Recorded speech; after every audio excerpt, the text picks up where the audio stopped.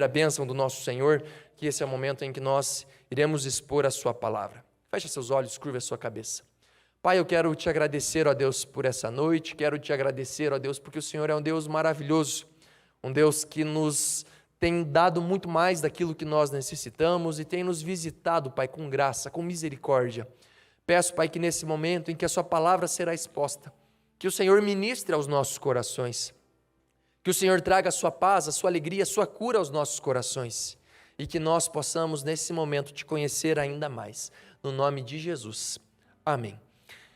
Queridos irmãos, onde está Deus? Você já se fez essa pergunta? Aonde está Deus? Eu já me fiz essa pergunta. Essa pergunta também ela foi feita por 3 homens que no ano de 2016 visitaram um lugar conhecido como Auschwitz, um dos principais campos de concentração do nazismo. Em Auschwitz, um homem conhecido como André Neher, um teólogo judeu, quando ele entrou naquele lugar, ele definiu aquele lugar como um lugar do silêncio de Deus. Naquele mesmo ano, o Papa Francisco adentrou aquele lugar e, horrorizado por a história daquele lugar, ele não falou nada. Depois, dias mais tarde, as palavras que ocuparam a sua boca eram: onde estava Deus?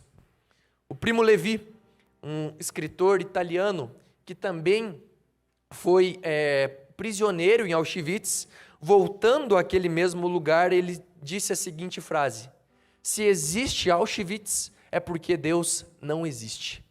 Se existe Auschwitz, é porque Deus não existe. Naquele lugar, cerca de 1.100.000 pessoas, até 1.500.000 pessoas foram mortas. A maioria delas judeus, morreram em câmeras de gás, de fome ou por doenças. Você certamente já estudou esse movimento que aconteceu na nossa história. Você certamente já viu algum filme que relata os acontecimentos de Auschwitz. E um sentimento é comum aos nossos corações quando nós somos expostos a uma realidade tão perversa e tão doída como essa. Por que Deus permitiu uma coisa dessas? Aonde estava Deus? Um desses homens, Primo Levi, ele afirmou que se existe Auschwitz, não existe Deus. Situações como essas, queridos, fazem com que nós, ainda hoje, nesses dias, nos tornemos pessoas céticas. Se Deus é bom, como pode Deus permitir tamanha destruição, tamanha morte, tamanha dor? E essa é a proposta do nosso tema aqui na Primeira Igreja Presbiteriana de Ponta Grossa. Nesse mês nós falaremos sobre a fé na era do ceticismo. Você já percebeu como nós estamos cercados por pessoas céticas? A todo canto. A grande questão é que muitas vezes nós nos tornamos céticos diante dos acontecimentos que nos cercam. E durante esse mês nós iremos conversar um pouquinho mais sobre a fé na era do ceticismo. Nessa noite o nosso tema é a fé no exílio. Quero conversar um pouquinho com você sobre isso, como nós podemos desenvolver a nossa fé vivendo no exílio. Para isso eu quero te convidar para que você abra sua Bíblia. No livro de Daniel, esse livro será exposto ao longo dessa série, e eu quero te convidar a fazer comigo a leitura do capítulo 1, que diz assim: no ano 3º do reinado de Joaquim, rei de Judá, veio Nabucodonosor, rei da Babilônia, a Jerusalém e a sitiou. O Senhor lhe entregou nas mãos a Joaquim, rei de Judá, e alguns dos utensílios da casa de Deus. A estes levou-os para a terra de Sinar. Só uma observação. Quando o autor aqui está nos dizendo essa terra de Sinar, ele está fazendo para nós uma referência. Quando você pensa em terra de Sinar, o que imediatamente precisa vir às nossas mentes? Em Sinar foi construída uma das torres mais conhecidas de toda a história da humanidade. Virou até novela da Globo. Torre de Babel. Na Torre de Babel, ela foi construída na terra de Sinar. Ali se deu origem ao povo caldeu, ao povo da Babilônia. Então, nesse mesmo lugar, esse lugar que era conhecido por ser habitado por homens que queriam ser como Deus, então, nesse lugar, o povo estava sendo levado cativo. Levou-os para a terra de Sinar. para a casa do seu Deus, e os pôs na casa do tesouro do seu Deus. Disse o rei a Aspenaz, chefe dos seus eunucos, que trouxesse alguns dos filhos de Israel, tanto da linhagem real como dos nobres. Mais uma informação aqui importante. Muito tem se dito que Daniel era eunuco. Eunuco era aquele homem que era responsável por cuidar das esposas do rei. Tinha afazeres domésticos, eram aquelas pessoas que eram confiáveis aos olhos do rei. Algumas delas tinham essa função de cuidar das esposas do rei, mas a principal característica era ser uma pessoa de confiança. Então o rei ele não seria louco de colocar uma raposa no seu galinheiro. Então, muito tem se falado que Daniel era eunuco. A palavra de Deus não nos deixa claro sobre isso. Então, o que nós somos levados a entender? Que Daniel, ele era diferente das outras pessoas que tinham sido levadas até aquela região. Então, esse Aspenaz, que era o chefe dos eunucos, diz que trouxesse alguns dos filhos de Israel, tanto da linhagem real como dos nobres. Esses jovens, eles deveriam ser sem nenhum defeito, de boa aparência, instruídos em toda sabedoria, doutos em ciência, versados no conhecimento e que fossem competentes. Para o quê? Para assistirem no palácio do rei e lhes ensinasse a cultura e a língua dos caldeus. Determinou-lhes o rei a ração diária das finas iguarias da mesa real e do vinho que ele bebia, e que assim fossem mantidos por 3 anos, ao cabo dos quais assistiriam diante do rei. Então a missão deles seria aprender com o rei, para que ao final de 3 anos eles assistissem àquele rei. Versículo 6, entre eles se achavam 2 filhos de Judá, Daniel, Ananias, Misael e Azarias. O chefe dos eunucos lhes pôs outros nomes, a saber, o Daniel, o de Beltesassar, a Ananias, o de Sadraque, a Misael, o de Mesaque, o de Azarias, o de Abidnego. Resolveu Daniel, então, firmemente não contaminar-se com as finas iguarias do rei, nem com o vinho que ele bebia.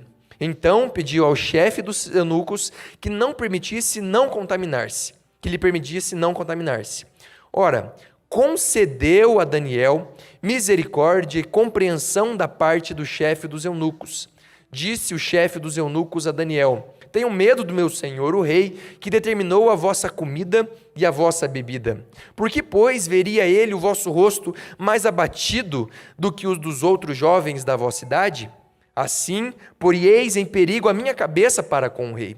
Então disse Daniel ao cozinheiro-chefe, a quem o chefe dos eunucos havia encarregado de cuidar de Daniel, Ananias, Misael e Azarias: experimenta, peço-te os teus servos 10 dias, e que se nos deem legumes a comer e água a beber.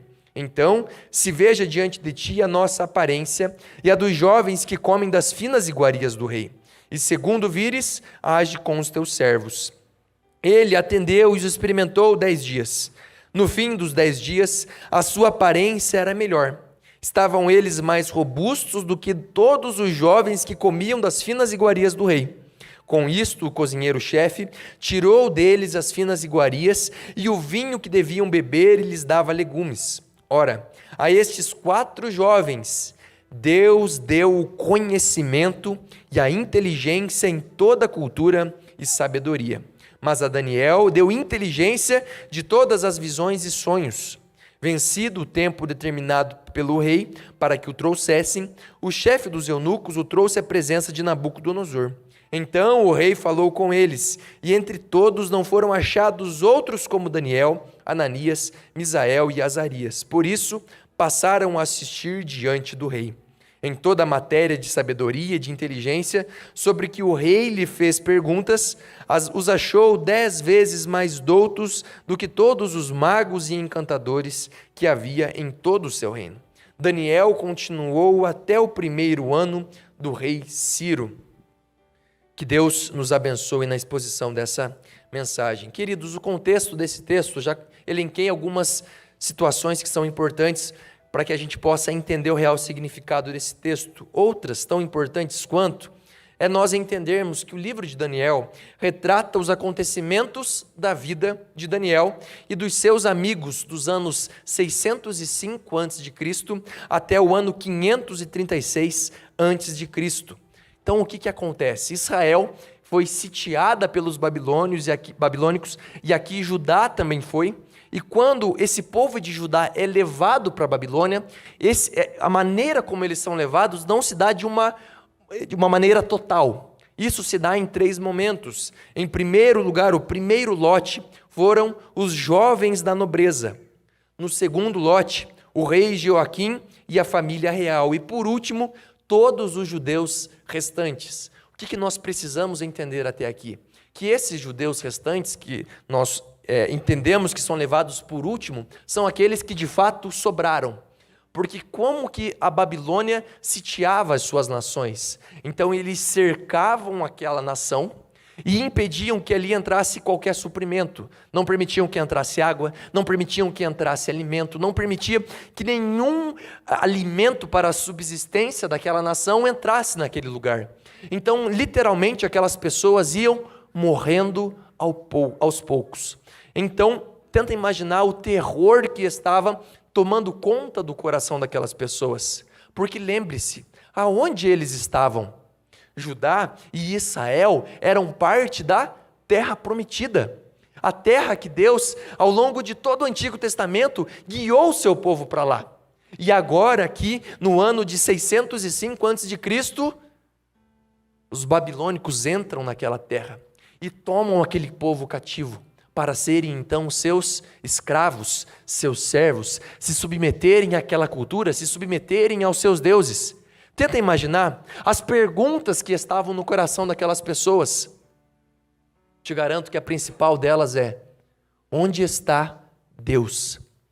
Quando nós entendemos isso, nós percebemos que essa pergunta, provavelmente, ela gerou um sentimento no coração daqueles homens e mulheres, que é também o ceticismo. Se Deus, ao longo de toda a nossa história, nos prometeu nos levar a um lugar, e nesse lugar emanaria maná, nos daria de tudo aquilo que nós precisamos, por que Deus está nos tirando desse lugar? Será que os deuses dos babilônicos são maiores que o nosso Deus? Eram essas perguntas que aqueles homens se faziam. Onde está Deus? Quando nós trazemos isso para a nossa realidade, queridos, eu tenho certeza que muitos de nós já passaram por momentos em que o ceticismo bateu a nossa porta. Momentos em que a doença nos visitou, momentos em que acidentes nos visitaram nossos entes queridos, situações que fugiram totalmente do nosso controle. E nós nos perguntamos: Deus, aonde está o Senhor? Aonde está o Senhor? Principalmente, queridos, quando nós vivemos em um mundo que é altamente cético. O nosso mundo é um mundo cético, a nossa cultura é uma cultura cética. Só que existe uma outra cultura que é exatamente como a nossa. E sabe que cultura é essa? A cultura dos babilônicos. Por quê? Só para você entender um pouquinho da cultura babilônica. Os babilônicos, eles eram globais. Como é que funcionava o governo de Nabucodonosor? Então, eles visitavam essas nações, eles adentravam nelas, eles tomavam para si aquelas pessoas, levavam para as suas dependências, ensinavam da sua cultura aquelas pessoas e depois levavam aquelas pessoas novamente para onde elas habitavam, para que aquelas pessoas ensinassem a cultura da Babilônia a todos os povos. Então, a ideia principal deles era globalizar, fazer com que todas as pessoas de todo mundo adorassem os deuses da Babilônia. Era fazer com que aquelas pessoas se prostrassem diante daqueles deuses e adotassem para si a cultura da Babilônia. Eles eram, então, globais. Eles eram também pluralistas, ou seja, a moralidade e a ética eram distintas. Eles não tinham uma regra que nós pudéssemos ler naquela época e entendêssemos no que eles acreditavam. Por que não? Porque ali todos adoravam um dos mais variados deuses. Todos eles deveriam adorar o Deus da Babilônia, mas nada os impedia de adorar também outros deuses. Eles eram então plurais, eram também relativistas. Inúmeras verdades, cada um tinha a sua verdade, eram narcisistas. Nós vemos no livro de Daniel, por exemplo, Nabucodonosor erigindo uma estátua dele mesmo. Nós vemos também que eles eram competitivos ao extremo. Quantas vezes Daniel se deu mal porque as outras pessoas estavam enciumadas daquilo que Daniel estava conquistando? Eles eram também pragmáticos, faziam aquilo que funcionava, independentemente do que aquilo os custasse. Eles eram também místicos, eram cercados por toda parte de profetisas, de gurus, pessoas que simplesmente falavam aquilo que sentiam no fundo do seu coração e usavam a desculpa que o Deus delas estava dando esse recado para elas. Quando nós entendemos todas essas características do povo da Babilônia, nós percebemos que o nosso mundo não é tão distante de uma Babilônia. A palavra de Deus ela é muito rica, queridos, porque ao longo de toda a narrativa, a Babilônia ela se repete várias vezes. E sempre quando nós ouvimos Babilônia, a ideia não é simplesmente nos apontar um local geográfico, mas nos apontar uma cultura. E que cultura é essa? A cultura dos homens. A cultura de homens que querem ser como Deus, a cultura de homens que são alheios ao nosso Deus, a cultura de homens que vivem de maneira independente a Deus, a cultura de homens que são os seus próprios deuses, são deuses de si mesmo. Essa é a cultura da Babilônia, o reino de Deus contra o reino das trevas, o novo Israel, a Babilônia. Vocês percebem esse confronto? E nós observamos isso ao longo de toda a Escritura. Uma cultura que é conhecida ao longo de todas as Escrituras como uma cultura alheia às leis de Deus, uma cultura que não está nem um pouco interessada em saber o que Deus diz a respeito dos mais variados assuntos. Quando nós vivemos em uma cultura como essa, nós percebemos que o ceticismo é uma das coisas mais difundidas por toda parte. Porque afinal, como acreditar em um Deus que se revelou através de um livro tão velho, e esse Deus diz que salva o seu povo, mas quando na verdade o povo judeu, quando a gente olha para a história, parece que é um dos povos que mais sofre? Ou os cristãos, por que Deus permite que tantos cristãos sofram? E por conta desse contexto cultural, muitas vezes nós nos deparamos com o ceticismo. Mas isso se dá, queridos, pelo fato de que nós, de maneira involuntária e de maneira inconsciente, permitimos nos tornarmos cidadãos da Babilônia. E o livro de Daniel é um livro que se apresenta às nossas vidas como um livro que vai exatamente contra essa mentira, que vai exatamente contra esse sentimento que nós temos de que Deus não existe, porque Daniel nos apresenta como Deus nos ensina, como Deus nos sustenta em meio ao exílio, como nele nós podemos desenvolver a nossa fé.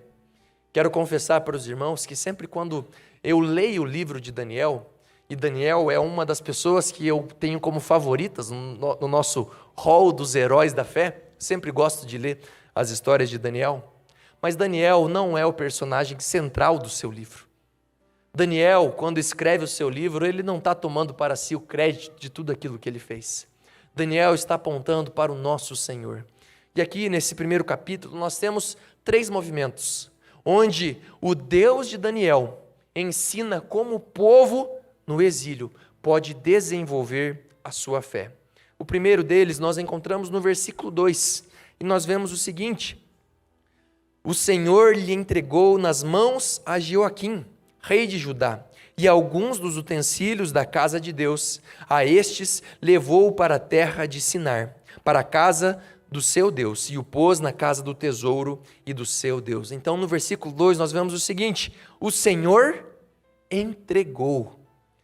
Esse texto, ele nos fala muito sobre Daniel, mas ele nos fala ainda mais sobre o Deus de Daniel. E é sobre esse Deus que eu quero compartilhar com os irmãos nessa noite, em breve 3 movimentos. Em primeiro lugar, queridos, nós vemos que o nosso Deus é um Deus que é soberano. O texto no original, quando apresenta a palavra Senhor, essa primeira palavra desse versículo 2, o verbo usado, a palavra usada é Adonai. Nas outras passagens, nós sempre vemos a palavra escrita Yavé. Qual que é a diferença delas? Quando nós lemos Adonai, se refere a Senhor. quando nós falamos desse Senhor, nós estamos falando sobre a sua soberania, aquele que detém o poder sobre todas as coisas, aquele que detém na palma das suas mãos o controle de tudo. Então, aqui Daniel, inspirado por Deus, ele diz: o Senhor todo soberano, o Senhor que é o Rei dos Reis, o Senhor que tem o domínio de todas as nações, ele entregou Jeoaquim, ele entregou o rei de Judá, ele entregou o povo a Nabucodonosor. O que isso muda nas nossas vidas? Que muitas vezes os nossos sofrimentos, as nossas lutas, as nossas crises não significam que Deus está alheio ao nosso sofrimento, mas que muitas vezes Deus nos leva ao sofrimento, Deus nos leva às lutas, Deus nos leva a situações totalmente atípicas e que quando nós estamos no meio do olho desse furacão, nós nos perguntamos: por que, Senhor? Mas quando nós saímos dele, nós saímos muito mais fortes, nós saímos mais experientes e nós saímos conhecendo ainda mais o nosso Senhor Deus. Lutero diz que existem 3 maneiras de você conhecer a Deus: através das Escrituras, através da oração e através do sofrimento. Pastor, então o Senhor está me dizendo que o meu sofrimento, a minha luta, a minha crise, foi Deus que me levou a isso? Sim, queridos. O nosso Deus é aquele que tem o controle das nossas vidas. Até do Covid, pastor, até do Covid. Todas as nossas lutas, todas as nossas crises, tudo o que nós vivemos está coberto sob esse guarda-chuva do nosso Senhor, que nós chamamos de sua soberania. O nosso Senhor, ele tem poder sobre as nossas vidas. Não foi a força de Nabucodonosor, nem as suas estratégias, nem, do contrário, a fraqueza de Joaquim, que realmente decidiram isso, mas sim o desejo do nosso Senhor. Isso pode fazer com que nós tenhamos uma imagem de um Deus que está simplesmente preocupado com a nossa dor, com o nosso sofrimento. O nosso Deus é aquele que nos leva a sofrimento, mas é aquele Deus que está conosco em todo sofrimento. Nós não podemos nos esquecer disso. Compartilhei com os irmãos uma ilustração algum tempo atrás, quero compartilhar de novo porque ela reflete exatamente o conceito tratado aqui nesse texto. Um certo menino num aeroporto, brincando com os seus brinquedos, com a sua revista de colorir, está tranquilo, calma. Um homem observa aquele menino brincando com aquela revista de colorir, e então eles entram no avião, aquele homem ele fica pasmo porque aquele menino está sozinho. No meio do voo, aquele homem percebe que o menino está sentado ao seu lado, continua pintando a sua revistinha. E aí, de repente, vem uma daquelas turbulências extremamente pesadas. Todo mundo desesperado, e aquele homem vê aquele menino ainda no meio daquela turbulência, pintando aquela sua revistinha. E aquele homem curioso pergunta: você não está nervoso com o que está acontecendo? Você está aqui sozinho e você não está ansioso? Esse avião não pode cair? E aquele menininho, com toda a calma, olha para aquele homem e diz: não, porque meu pai é o piloto. Quando nós entendemos, queridos, que nós estamos cobertos por esse cuidado do nosso Senhor, a nossa vida se torna mais leve e nos possibilita, mesmo em meio ao furacão dos problemas desse mundo, nós não nos tornarmos céticos, mas nós nos tornarmos ainda mais dependentes do nosso Senhor. O nosso Pai está no controle. Em segundo lugar, versículo 9 diz assim: ora, Deus concedeu a Daniel misericórdia e compreensão da parte do chefe dos eunucos. Então, assim como Deus entregou Daniel, agora o que Deus faz? Concede a Daniel o que? Misericórdia e compreensão da parte do chefe dos eunucos. Então nós vemos, parece que o caminho de Daniel se tornando mais fácil, porque ele pede um pedido meio estranho ao chefe dos eunucos, até ele fica meio assim: se eu apresentar vocês para o rei com um rosto abatido por conta dessa dieta que você está me apresentando, eu posso morrer. E aí Daniel vai até o chefe dos cozinheiros e ele apresenta aquela dieta e eles então são permitidos a participarem daquela dieta. Querido, quem aqui já participou de uma dieta, já fez uma dieta? E daquelas dietas loucas, assim, sabe? Que você fica uma semana sem comer, comendo não sei o quê, e aí você em uma semana perde 37 quilos. Como é que você fica ao longo dessa semana, no final dela? cara linda, esbelta. Mentira, você fica parecendo um cadáver vivo, não fica? Por quê? Porque a gente não está se alimentando bem, a gente não está se alimentando com aquilo que o nosso corpo é acostumado. Quando Daniel ele propõe essa dieta, nós precisamos entender que o fato de Daniel, depois de 10 dias, ter se apresentado ao rei esbelto, mais inteligente do que todos os outros, e os seus amigos também, não se dá pelo fato de Daniel ter feito dieta, mas se dá pelo fato da graça do nosso Deus estar sobre Daniel. Porque quantos de vocês já fizeram dieta? E você ficou mais perto da presença de Jesus por causa da dieta? Daí que eu sofri, aí que a tentação vinha mais, pastor. Mas não, porque o que fez com que Daniel se apresentasse de uma maneira impressionante e extraordinária ao rei, não foi o que ele comeu, mas foi a presença de Deus na sua vida. Deus concedeu a Daniel misericórdia e compreensão. O Senhor era com Daniel. É essa linguagem que o texto nos apresenta, que o Senhor era com Daniel. E quando nós observamos que o Senhor é conosco, nós somos lembrados a inúmeras pessoas, homens e mulheres usados por Deus, que foram agraciados pela graça do nosso Senhor. Você lembra, por exemplo, de José, vendido pelos seus irmãos a partir de uma mentira, depois preso a partir de uma mentira, e depois humilhado de todas as maneiras, passou boa parte da sua juventude, muitos anos preso, sendo humilhado como escravo. E como que ele achou graça diante do carcereiro? Como que ele achou graça diante do faraó? Como que ele achou graça diante de Potifar? Sempre por quê? José era um homem muito gente boa? Muito legal? Tinha piadas boas? Não, mas por quê? O Senhor era com José. Nós precisamos entender que o nosso Deus é aquele que nos dá, é aquele que nos concede tudo aquilo que nós precisamos para que nós possamos cumprir a sua missão. Deus tem um propósito, queridos, para cada um de nós. Cada um de nós tem um propósito. Depende de nós que esse propósito seja cumprido. Nós buscamos ao nosso Senhor em santidade, nós buscamos o nosso Senhor em relação à espiritualidade, mas o propósito do Senhor para conosco vai se cumprir independente das nossas vidas. Então, que no nome de Jesus nós possamos sempre nos lembrar que assim como Deus era com Daniel, que assim como Deus era com José, o nosso Deus é com você hoje, para que você cumpra o propósito pelo qual Deus o criou. Deus é aquele que nos dá tudo aquilo que nós precisamos. Em terceiro e último lugar, o Senhor, ele capacita a Daniel. Perceba, versículo 17, ele diz assim: ora, a estes 4 jovens, Deus deu o conhecimento e a inteligência em toda a cultura e sabedoria, mas a Daniel deu inteligência de todas as visões e sonhos. Terceiro lugar, Deus capacitou Daniel.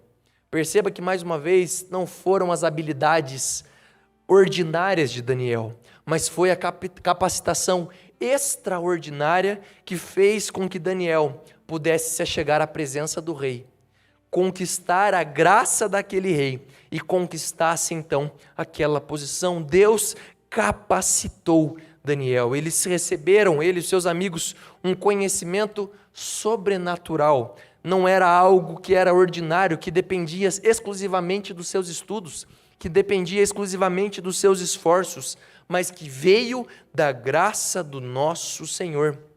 Deus está dando àqueles jovens ferramentas que seriam muito importantes para o decorrer de toda a sua história.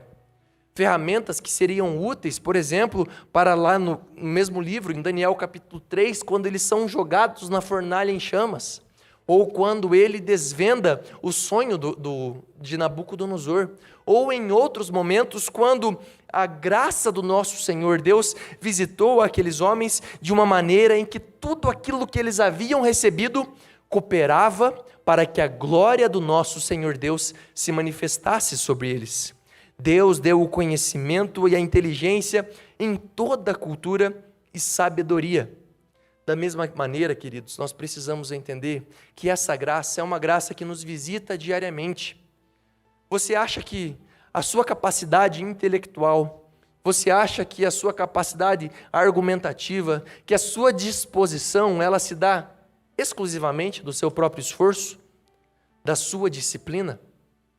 Você acha que você está no emprego que você está, no concurso que você está, no cargo que você está, porque você é bom? Queridos, tudo, sem exceção, mas tudo o que nós temos recebido é do nosso Senhor. Daniel aqui, ele não poderia bater no peito, olhar para todos aqueles outros homens e dizer: eu sou melhor do que vocês? Eu passei no teste, eu sou muito mais elevado do que qualquer um de vocês. Mas não é isso que nós vemos. Nós vemos sempre Daniel como um homem humilde, um homem que entendia que tudo aquilo que ele recebia era do nosso Senhor Deus. Sabe qual que é a diferença entre humildade e falsa modéstia? Sabe o que é falsa modéstia? Eu já vi entre mulheres, entre homens eu não vi, mas eu já vi uma situação que é bem recorrente. Chega uma mulher para elogiar a roupa de outra mulher. Daí ela fala assim: nossa, que saia linda. Daí a mulher: nossa, nada a ver, 10ão na Savina. Fazem isso, não fazem, mulheres? Muitas mulheres fazem isso. Eu já vi a minha mãe, já vi a Clarice. É normal, por quê? Você pensa: ai, nada a ver, vai ficar achando que eu estou me achando com a saia nova. Mas não é. Isso é falsa modéstia. A falsa modéstia é você colocar qualquer crédito de alguma coisa e jogar esse crédito lá no chão, como se esse crédito não existisse, como as qualidades daquele item não existissem. Isso é falsa modéstia. Então, por exemplo, alguém fala assim: nossa, você é uma pessoa extremamente comunicadora. Você fala assim: impressão tua, só gosto de falar, sou tagarela. Ou, por exemplo, você pode falar para uma pessoa: nossa, você é alguém muito inteligente. Nossa, nada a ver. Nós temos essa tendência a fazer isso. Isso se chama falsa modéstia. Nós não somos a ter a falsa modéstia, nós somos chamados a sermos humildes. Sabe o que é você ser humilde? É você reconhecer que a sua inteligência, que todo o seu desempenho, que tudo aquilo que você conquistou, não veio de você, mas veio do Senhor. Então, a próxima vez que alguém vir te elogiar de qualquer coisa: nossa, você é uma pessoa muito generosa. Nada, poderia fazer muito mais. O que você fala? Glória a Deus, porque se eu sou generoso é porque eu recebi muito mais do nosso Senhor. Nossa, você é muito humilde. Aprendi com o meu Senhor, o meu Mestre Jesus. Vocês percebem a diferença?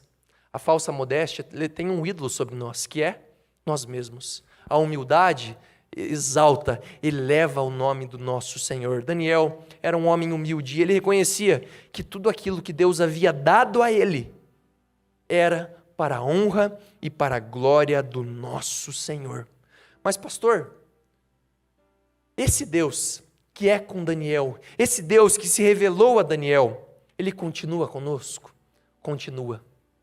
Para que nos momentos, queridos, quando nós nos perguntarmos onde está Deus, nós possamos entender que o livro de Daniel, ele foi escrito e ele foi revelado a nós com um único propósito, que era fortalecer, dar esperança ao povo que estava no exílio, para que da próxima vez que essa pergunta encher a nossa cabeça, aonde está Deus, nós possamos nos lembrar que o nosso Deus, ele está onde ele sempre esteve, no controle de tudo.